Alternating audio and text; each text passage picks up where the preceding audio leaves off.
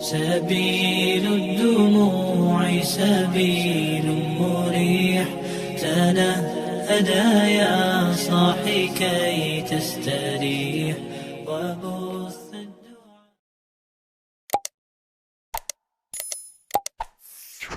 بسم الله الرحمن الرحيم. السلام عليكم ورحمة الله وبركاته. الحمد لله الذي أنزل القرآن، علمنا البيان وعلم الإنسان ما لم يعلم، والصلاة والسلام على سيد الأنام نبينا وحبيبنا محمد صلى الله عليه وسلم. اللهم لا علم لنا إلا ما علمتنا، اللهم علمنا ما ينفعنا وانفعنا بما علمتنا، إنك أنت العزيز الحكيم. فقال جل شأنه في كتاب الكريم: أعوذ بالله من الشيطان الرجيم، بسم الله الرحمن الرحيم. خذ العفو وأمر بالعرف وأعرض عن الجاهلين. Alhamdulillah, patut kita bersyukur akan nikmatul ijad dan nikmatul imdad. Kita sebelumnya tidak ada menjadi ada, dan adanya kita Allah berikan fasilitas nikmat yang tidak pernah berhenti. Nikmat baik yang material ataupun nikmat immaterial, nikmat kehidupan, nikmat keluarga, dan nikmat yang tidak terhitung angkanya. Wa in ta'uddu ni'matallahi la tuhsuha. Bila kalian menghitung nikmat Allah, sungguh kalian tidak bisa menghingga-hinggakannya. Alhamdulillah, Bapak Imam, jemaah hadirin, guru kami yang hadir pada kesempatan yang mulia ini, marilah kita lanjutkan kajian Al-Adab Al-Mufrad karangan Al-Imam Al-Bukhari radhiyallahu anhu tentang hadis-hadis yang terkait dengan akhlakul karimah dalam kehidupan kita. Jemaah rahmati Allah, satu bab yang penting, dan semua bab penting. Jadi bab ini babu al-afwi was-safhi 'an nasi, bab tentang memberikan maaf dan membuka lembaran baru bagi manusia sesama kita. Jemaah rahmati Allah Subhanahu wa taala, ada dua kalimat, yang pertama al-afu, yang kedua as-safhu. Al-afu artinya kita maafkan orang lain, as-safhu membuka lembaran baru dalam kehidupan. Jadi itulah bedanya al-afu dengan as-safhu. Jadi kalau kita sudah as-safhu, seakan-akan itu teman baru. Sudah kita tutup lembaran lama, mungkin ada sedikit gesekan-gesekan. Kita tutup halaman itu, kita buka halaman yang baru. Itulah sebenarnya as-safhu. Maka oleh karena itu, jemaah rahmati Allah, dalam kehidupan para nabi dan sahabat, mereka selalu merasa sangat interaksi dengan sesama mereka itu luar biasa. Kenapa? Karena mereka mudah merupakan lembaran-lembaran yang lama. Jemaah rahmati Allah Subhanahu wa taala, hadis haddatsana Muhammad bin Salam haddatsana Abu Muawiyah qala haddatsana Hisham an Wahab bin Kaisan qala sami'tu Abdullah bin Zubair yaqulu 'ala al-minbar. Jadi Abdullah bin Zubair berceramah di atas mimbar. Ceramahnya membaca ayat Al-Quranul Karim, khudhil afwa wa'mur bil 'urfi wa'rid 'anil jahilin. Nah, ayat ini artinya apa? Yang pertama, khudhil afwa, berikan pemaafan. Dalam Al-Quran itu perintahnya bukan minta maaf, tapi berikan maaf. Nah, itu.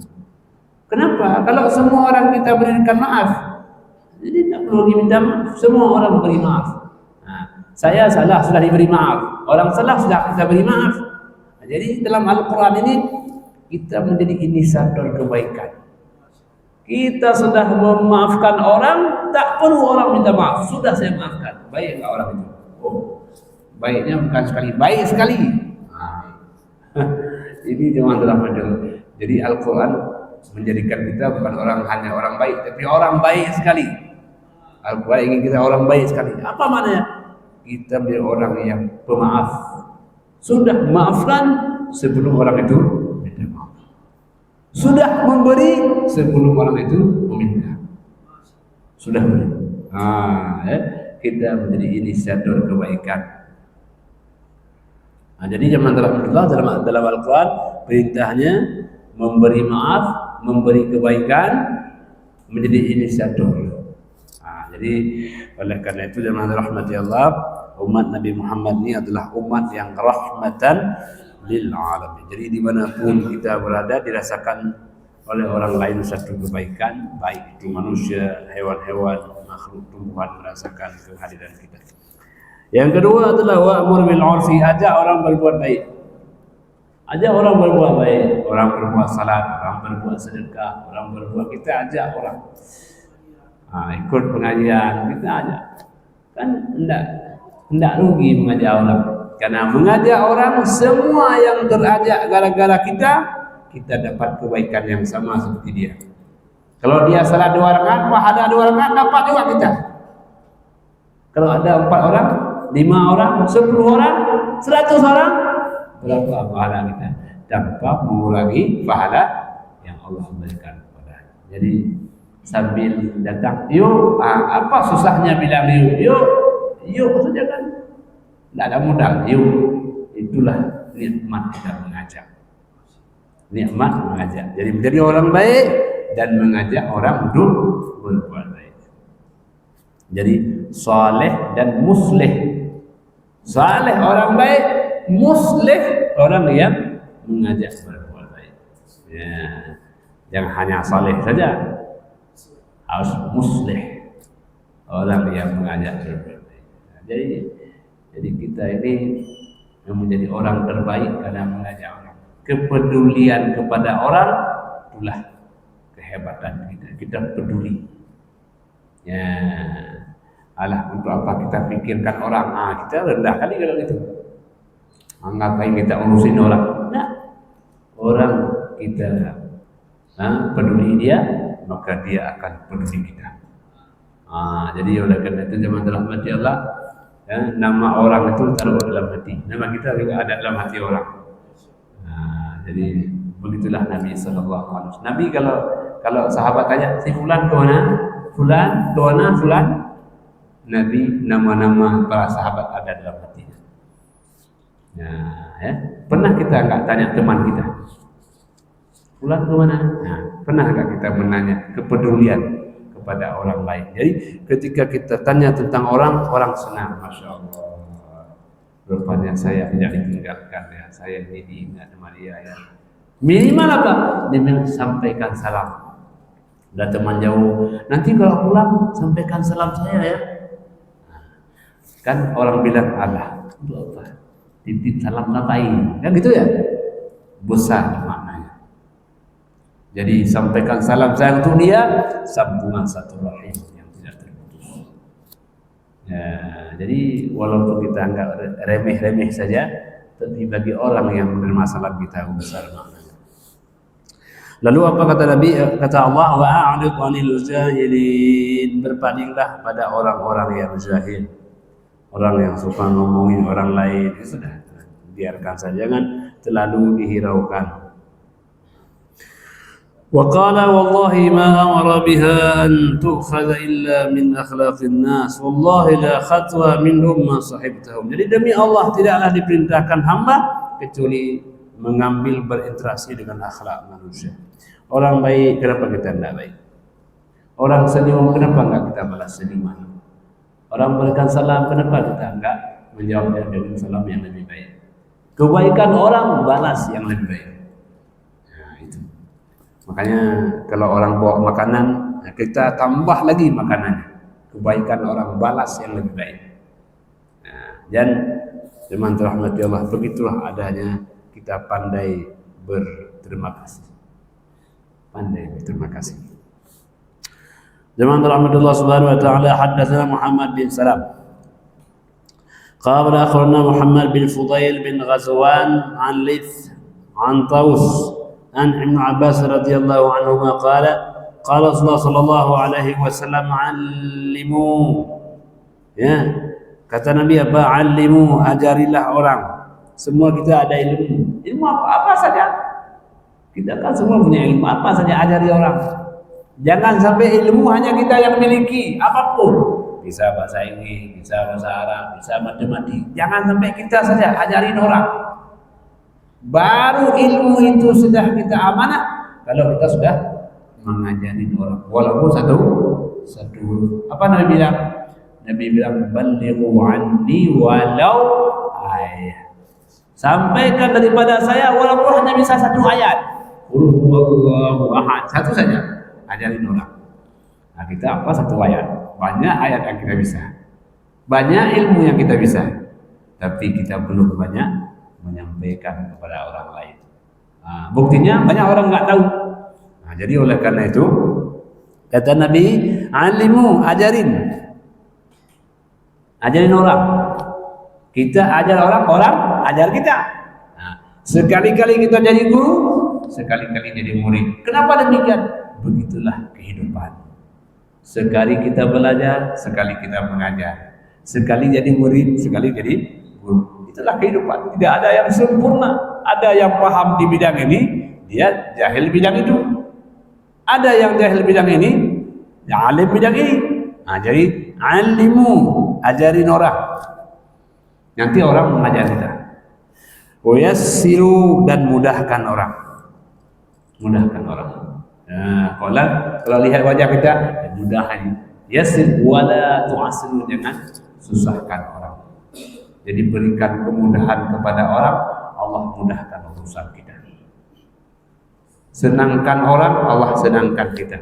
Bahagiakan orang, Allah bahagiakan kita. Bagaimana? Allah tahu caranya. Bagaimana Allah membahagiakan? Ada saja caranya. Nah, jadi prinsip Nabi apa? Nabi mudahkan orang. Jadi jamaah rahmati Allah, kata Nabi apa? Yassiru wa la tu'assiru, mudahkan, jangan engkau persusahkan. Idza ghadiba ahadukum, kalau kalian salah seorang marah, falyaskut, maka diamlah. Karena diam adalah ketenangan. Orang kalau sudah diam, tenang. Ya. Enggak ngomong, diam. Ya. Jadi jamaah rahmati Allah, kalau orang bisa diam itu sejenak, dia akan lebih bijak. Karena diam adalah bijaksana.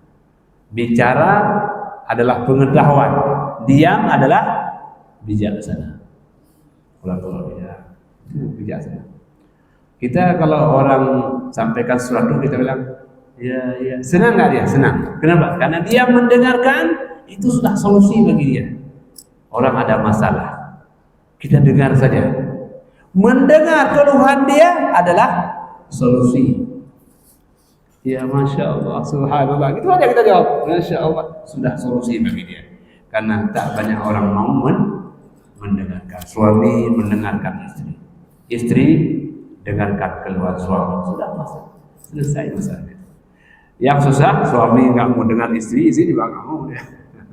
Jadi ini jangan terlalu kita membiasakan mendengarkan. Menjadi orang yang sering mendengarkan akan menjadi orang yang bijaksana. Itu bijaksana dalam keluarga, saudara-saudara. Anak-anak kita kan, dia kalau pulang kan sering bilang, ayah gini, kita dengar aja. Sudah. Jadi zaman Allah Subhanahu Wa Taala, maka dalam Al-Quran sering kata-kata dengar itu di awal. Inna as-sam'a wal absara wal fu'ada kullu ulaika kana 'anhu mas'ula. Sesungguhnya pendengaran itu. Nah, jadi pendengaran itu, sesungguhnya pendengaran itu, dan penglihatan itu, dan hati itu. Nah, jadi kenapa pendengaran pertama? Karena pendengaran lambang kebijaksanaan. Jadi kalau sudah mendengar, jadi siapa orang yang paling cerdas? Orang paling kuat pendengarannya. Ada orang bisa sekali dengar langsung bisa. Ada yang 2 kali dengar. Ada yang 3 kali. Jadi tingkat kecerdasan orang dilihat dari tingkat kemampuan dengarnya. Semakin kencang, ada anak-anak kan sambil jalan dengar bisa, dia pulang dan bisa. Anak-anak kita yang kecil-kecil itu, kamu siapa aja nak? Nah, sambil jalan dengar tadi, sambil jalan dengar tadi bisa dia cerdas. Kenapa? Karena fungsi pendengaran adalah elemen panca indera pertama yang Allah fungsikan dalam hidup kita. Belum mata melihat, belum hati berdetak, tapi dengar sudah berfungsi. Itulah sebabnya anak yang lahir selalu diazankan. Allahu Akbar, Allahu Akbar. Kenapa? Karena dia sudah mendengar. Kecil dia sudah mendengar. Anak-anak kita kalau kita putarkan tilawah atau rattil, hafal Quran dia. Anak-anak kecil kita putarkan Fatihah itu udah umur 3 tahun udah hafal. Kenapa? Karena alat dengarnya itu mantap. Nah, jadi makanya anak-anak kecil itu jangan dianggap nggak dengar ya. Kalau ayahnya pandai ngaji, dia kok pandai ngaji ya? Kenapa? Sambil motor dia dengar ayahnya ngaji juga ya. Nah, jadi begitulah fungsi pendengaran ini. Maka oleh karena itu kata Nabi apa? Allimu wa yassiru wa la tu'assiru wa idza ghadiba ahadukum falyaskum. Kalau sudah marah emosi naik itu jangan ngomong ya. Kalau ngomong kenapa? Kalau ngomong keluar kata-kata yang tak dikontrol. Orang lagi marah ngomong, itu sudah keluar kata yang tak terkontrol. Kalau juga diam. Kalau sudah ngomong itu keluar kata tak terkontrol. Jadi maka jemaah rahmati Allah, diam adalah emas, ya. Wa qalilu fa'ilhu, tapi sedikit orang yang bisa mengamalkan. Manusia ini makhluk yang memang al-insanu hayawanun natiq. Manusia makhluk yang berakal dan dia senang untuk bicara.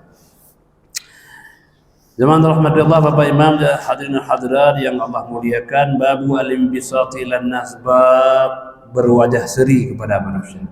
Berwajah seri. Berwajah apa? Seri. Seri-seri. Ya wajah kita itu senyum-senyum senang orang. Kalau udah keluar rumah itu tarik sedikit kulit wajah kita biar berseri-seri. Ya. Apa ini senang kali ya? Nah, memang begitu wajahnya, memang wajah senang. Jangan wajah susah. Wajah susah. Kurut aja wajah. Jangan imbisat. Kasih wajah berseri. Kita senang, orang lihat pun senang. Ini enggak, orang lihat susah kita. Jangan. Hadirkan wajah yang berseri. Wajah yang menyenangkan, wajah yang senyum. Ada masalah memang semua hidup ada masalah, tidak ada hidup tanpa masalah. Kalau ada masalah bukan hidup, namanya mati. Saya ada masalah apa? Semua ada masalah. Apa masalah kita? Dulu waktu masih kuliah, kalau udah selesai kuliah baru enak aja. Sudah selesai kuliah bagi masalah. Ada apa? Kalau udah ada kerja baru enak. Ya kan? Sudah dapat kerja udah selesai belum? Belum kawin, Pak. Kalau udah kawin, kalau sudah kawin apa lagi? Pak, belum punya anak lagi, Pak. Kalau udah punya anak sekolah dia, Pak. Karena dulu dia sekolah, sekarang anaknya sekolah. Kalau anak udah sekolah apa lagi? Ini mau kawinkan anak, Pak. Sekarang mau dia kawinkan anak. Apa lagi? Pak, belum punya cucu, Pak. Cucu. Jadi hidup ini memang latihan menyelesaikan masalah. Latihan menyelesaikan masalah. Jadi orang yang paling baik bukan orang yang tak ada masalah, orang yang pandai menyelesaikan masalah. Jadi menyelesaikan masalah, the art of the life. Itulah seni dalam kehidupan. Seni itu kita nikmati saja, ada seni. Nikmati saja. Nikmati ada anak, nikmati ada cucu, nanti ada acara perkawinan, nikmati saja. Jadikan masalah sebagai nikmat dalam kehidupan. Hidup akan tak ada maknanya kalau tidak ada masalah. Hidup sebatang kara aja, tidak ada, tidak enak. Ya. Maka nanti kalau ada anak sudah kawin semua, apa yang terasa? Sepi, Pak. Kenapa? Enggak lagi ada anak. Terasa kan? Terasa. Kenapa? Kita biasanya ada masalah anak sedikit, ada cucu sedikit, enak rasanya. Tapi ketika mereka sudah pergi, baru terasa, ya Allah, sepi juga. Dari pagi udah ngantuk, nggak ada orang lagi di rumah. Jadi ternyata memang itulah filosofi kehidupan. Hidup adalah seni menyelesaikan masalah. Hidup adalah the art to solve the problem. Jadi setelah selesai satu masalah, ada lagi masalah yang lain. Itulah kehidupan. جماعة رحمة الله سبحانه وتعالى حدثنا محمد بن سنان قال حدثنا فليح بن سليمان قال حدثنا هلال بن علي عن عطاء بن يسار قال لقيت عبد الله بن عمر بن عاص radhiyallahu anhuma. Jadi saya bertemu dengan seorang Abdullah bin Umar bin As. Jadi sahabat ini sering bertemu dengan fulan bertemu orang. Jadi salah satu nikmat kita bertemu dengan saudara-saudara kita, itu nikmat. Jadi saya mengatakan kepada Abdullah bin Amr, faqultu akhbirni an sifati Rasulullah sallallahu alaihi wasallam. Wahai Abdullah, coba ceritakanlah kepada saya sedikit tentang sifat Nabi sallallahu alaihi wasallam fit Taurat yang ada dalam kitab Taurat. Coba ceritakan. Bagaimana cerita di sana juga. Qala ajal, tentu. Kalau kamu tanya, akan saya ceritakanlah. Ya, jadi itu maksudnya orang kalau punya ilmu ditanya, sampaikan. Ya, jangan bakhil dengan ilmu. Nah, ilmu kita apapun, kita punya ilmu tajwid, kita punya tahsin, kita punya apa, kita punya matematik, kita punya ilmu apapun yang kita miliki, orang tanya, boleh? Bapak ada waktu? Ada?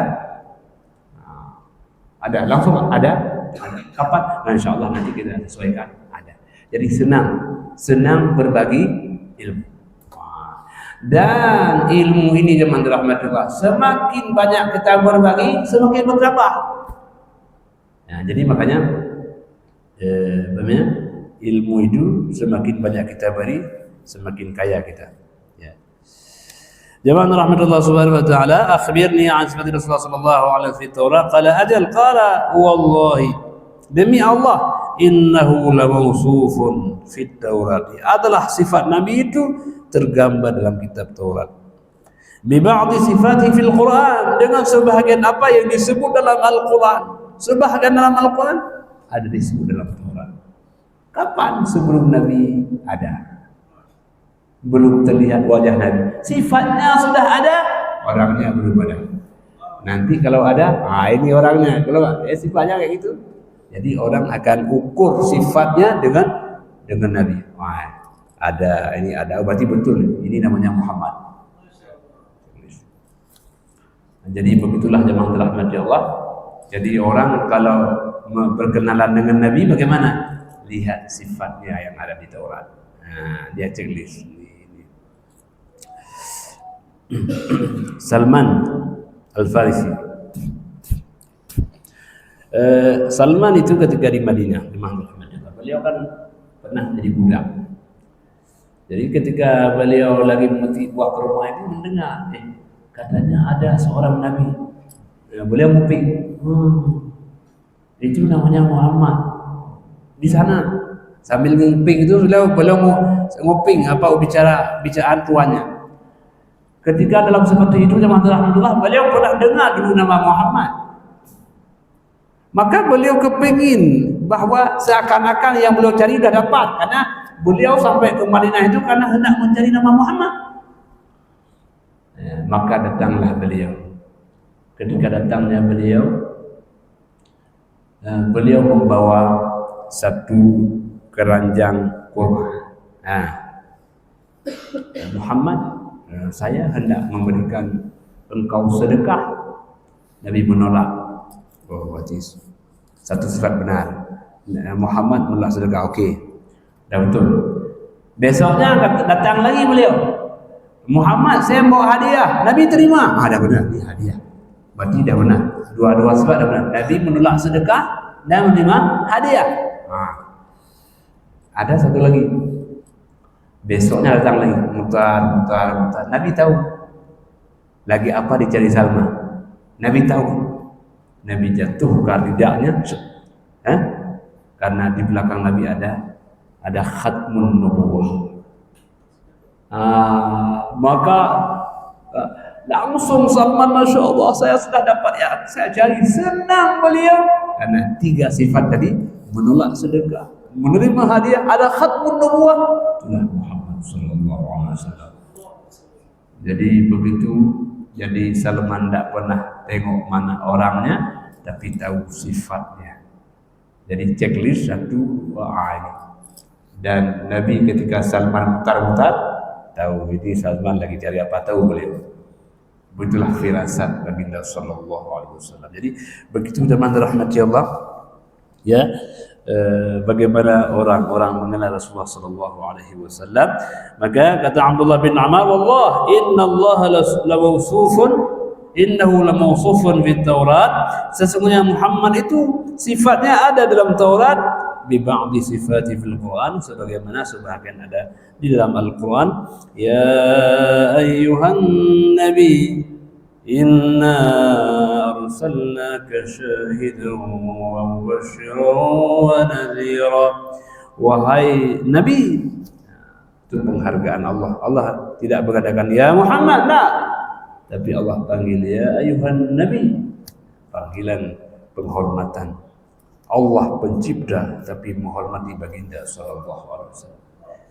Ya ayyuhan nabi inna arsalnaka syahidan, sesungguhnya kami kirimkan engkau wahai Muhammad sebagai saksi atas perbuatan manusia. Wa mubasysyiran wa nadhira, dan engkau Muhammad datang membawa kabar gembira, membuat kebahagiaan orang. Bila kamu berbuat baik, surga sudah menanti. Wa nadhira, dan engkau Muhammad juga sebagai pemberi peringatan. Bila kau berbuat maksiat, maka neraka depannya. Jadi itu sifat Nabi yang ada di dalam Al-Quran, surah Al-A'raf ayat 199. Demikian pula ada dalam At-Taurat. Wa hirzan lil ummiyina anta abdi wa rasuli, engkau wahai Muhammad hambaku, engkau adalah rasulku. Jadi Allah mengatakan engkau hambaku, engkau adalah rasulku. Ya, jadi ku itu sandaran hamba kepada Tuhan. Itu menunjukkan kemuliaan. Ini hambaku, ini rasulku, ini kemuliaan. Itu poin yang pertama. Kemudian samaitukal mutawakkil, aku namakan engkau wahai Muhammad hamba yang bertawakal. Nabi dalam gua Sur dicari oleh orang musyrik Mekah, Nabi bertawakal. Kata Nabi, la tahzan, oh Mekah jangan bersedih, innallaha ma'ana, Allah bersama kita. Cukup oh Mekah. Mendengar ucapan Nabi sallallahu alaihi wasallam, tingkat tawakal yang luar biasa. Ya, laisa bifadhin wala ghalidhin, engkau wahai Muhammad tidaklah orang yang berkasar katanya, tak pula berkasar hati. Nabi mulai ucapannya lembut, hatinya juga lembut.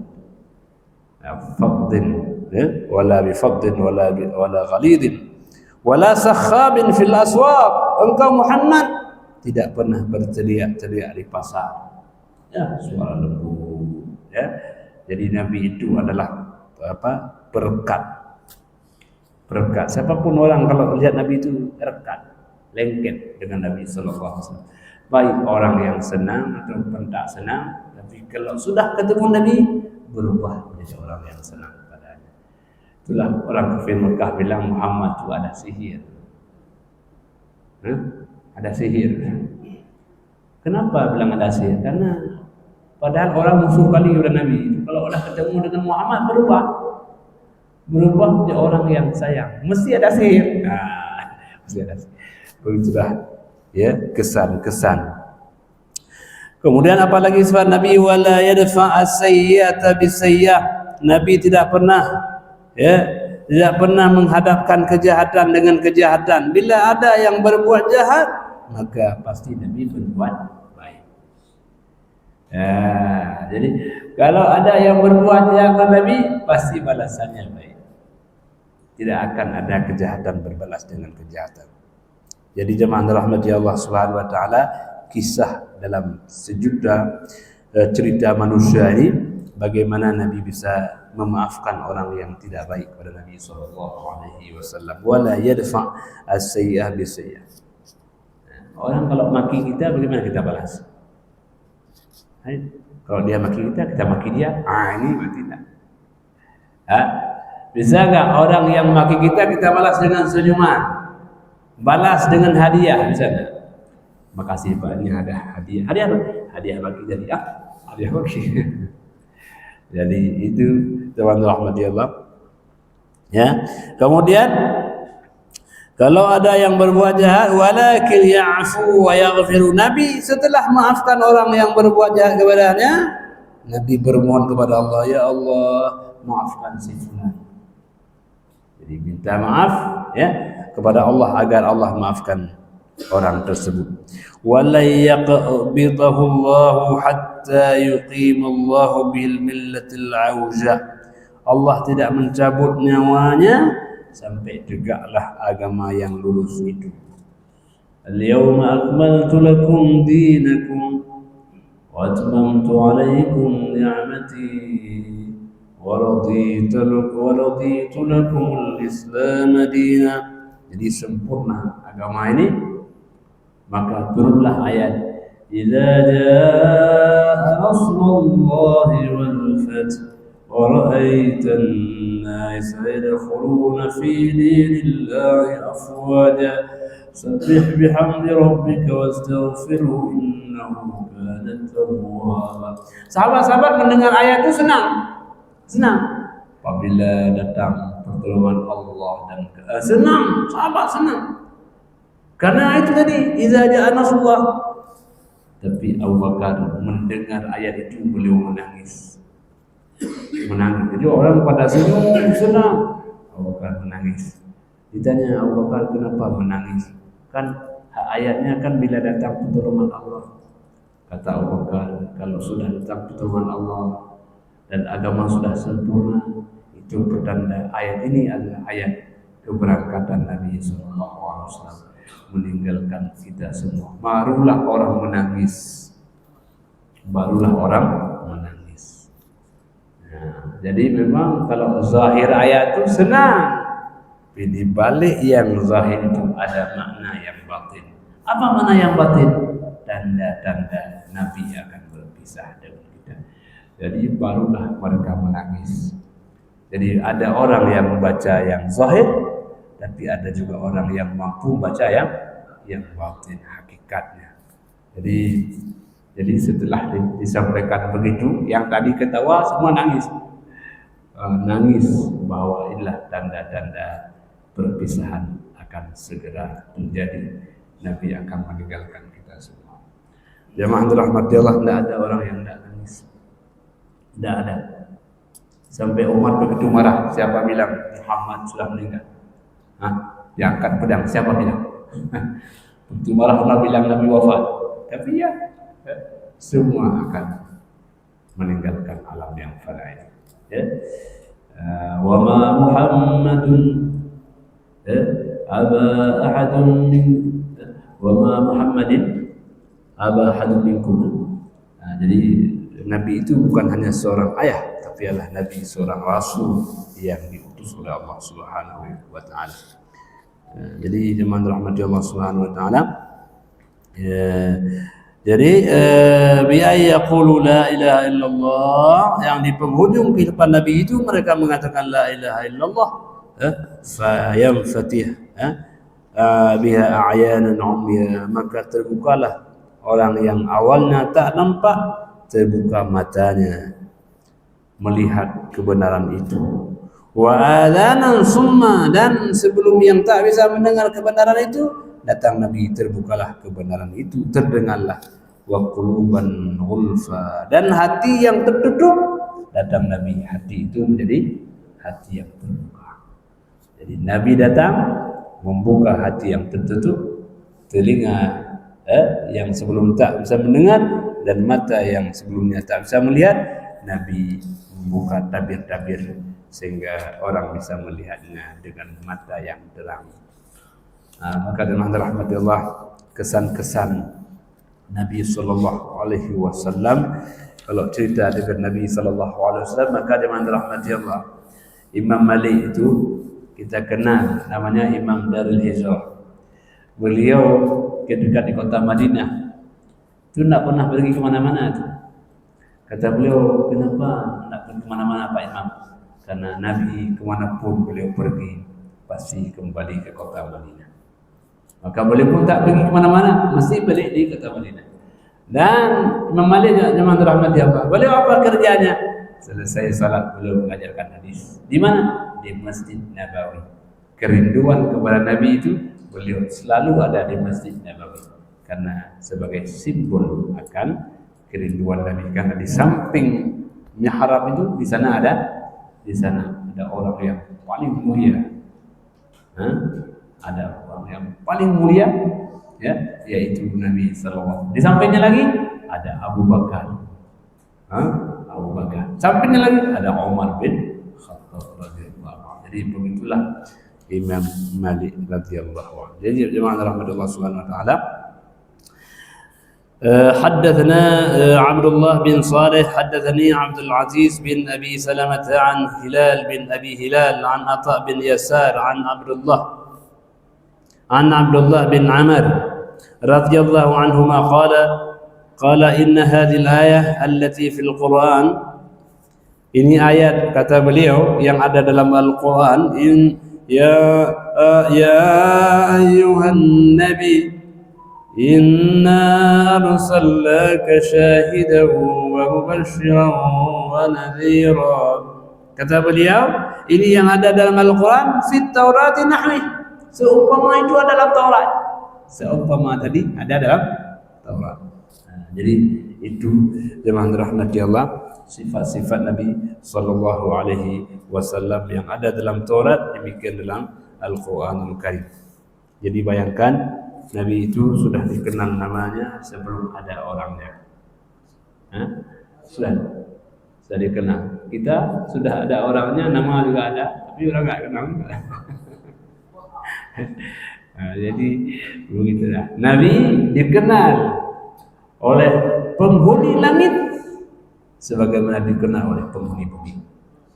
Tanya kita dengar langitnya, nah Muhammad, oh kenal. Mereka sudah kenal Nabi SAW, ya, sebagaimana dikenal oleh penghuni. Dan Nabi dikenal bukan hanya oleh manusia, oleh makhluk binatang sekalipun mereka kenal. Maka Nabi kalau panggil rusa yang berjalan, itu datangnya rusa itu. Datang. Kenapa? Karena dia kenal ini adalah penghulu seluruh alam semesta. Kenal dia. Jadi jemaah Allah heran orang kok bisa. Ya itulah. Ketika Allah sudah mencintai hamba, Allah taruh cinta itu dalam seluruh hati hamba-hamba. Kalau Allah sudah mencintai seorang hamba, Allah panggil Jibril, saya akan cinta kepada fulan bin fulan. Allah bilang sama Jibril, kamu cinta juga ya? Iya, wahai Allah. Maka Jibril mengatakan kepada seluruh malaikat, tadi Allah menyampaikan kepada saya, Allah cinta kepada fulan. Kalian juga cinta semua ya? Malaikat. Lalu Allah taruh rasa cinta itu kepada seluruh makhluk yang ada. Maka tidak ada satu makhluk melihat orang itu, pasti mereka mencintainya. Jadi oleh karena itu, raihlah cinta Allah, maka manusia akan cinta kepada kita. Tapi sekali Allah tak cinta kepada kita, tak ada dunia dapat kita kembali, karena Allah lah pemilik segala-galanya. Jadi itulah meraih cinta ilahi, meraih cinta ilahi. Jadi teman rahmati Allah, raihlah cinta Allah. Hamba Allah yang dimuliakan Allah Subhanahu wa taala, pernah kita ceritakan sekali ya, orang yang cinta kepada Allah dan takut dia kepada Allah. Nah, ini cerita. Bagaimana ceritanya? Jadi ketika seorang bapak ini hendak meninggal dunia, dia takut kali kepada Allah. Dia bilang, nanti kalau ayahmu sudah meninggal, bagaimana ayah? Kamu bakar badan ayah. Kenapa ayah? Kamu bakar badan ayahmu, sudah jadi debu. Kemudian sebagian debu itu kau buang ke laut, sebagian lagi kau buang ke gunung. Anak ini karena anak yang soleh adalah dia kerjakan. Ya. Kemudian ketika sudah di alam barzah, Allah tanya, kenapa kamu suruh anakmu seperti itu? Allah Maha tahu. Ya Allah, saya sangat takut padamu ya Allah. Banyak dosa saya ya Allah, banyak kesalahan saya ya Allah. Hamba karena takutmu kepadaku, aku sudah maafkan semua dosa-dosa. Bayangkan, rasa takut kepada Allah itu, Allah maafkan semua dosa-dosa, Allah tempatkan dia depan surga. Nah, jadi berdapat rasa cinta kepada Allah dan takut kepada Allah itu akan mengampuni dosa-dosa seorang hamba ketika menghadapnya. Jadi ini zaman rahmat Allah. Ya, tidak ada yang sia-sia orang yang cinta kepada Allah Subhanahu wa taala. Ya, hamba Allah yang dimuliakan, haddatsana Ishaq bin Al-Alla qala haddatsana Amr bin Al-Harith qala haddatsani Abdullah bin Salam al-Ash'ari an Muhammad wa ibn Walid az-Zubaydi an al-Jabir عن ابن جابر وهو يحيى بن جابر عن عبد الرحمن بن جبير بن نفير حدثه أن أباه حدثه أنه سمع معاوية يقول ya pernah beliau mendengar Muawiyah berkata sami'tu minan nabi sallallahu alaihi wasallam kalaman nafa'anillahu bihi. Kata Muawiyah, saya pernah mendengar dari Nabi satu kalam, satu ucapan, semoga ucapan itu memberikan manfaat kepada saya. Jadi satu ucapan dari Nabi itu tidak hilang, dicatat dalam hatinya. Karena Nabi kalau menyampaikan sesuatu mesti kalam yang bermanfaat. Ya, sami'tu yaqulu, saya mendengar Nabi berkata, innaka idza attaba'ta ribah fin nasi afsadtahu. Sesungguhnya engkau kalau mengikuti keraguan yang ada pada manusia, maka sungguh engkau telah merusakkan mereka. Ya, jadi ada ribah, ada keraguan pada mereka. Jadi jemaah rahmatullah, maka hidup ini adalah yakin. Hidup ini harus dibawa pada keyakinan. Jangan hidup pada keraguan. Karena orang yang hidup dalam ragu dan dia mati pula dalam keraguan. Maka hidup dengan keyakinan, beramal dengan keyakinan, dan meninggal dalam satu keyakinan. Allah cinta kepada kita dan pastilah kita harus cinta kepada Allah Subhanahu wa taala. Demikian, terima kasih. Hadanallahu wa iyyakum ajma'in. Wassalamualaikum warahmatullahi wabarakatuh.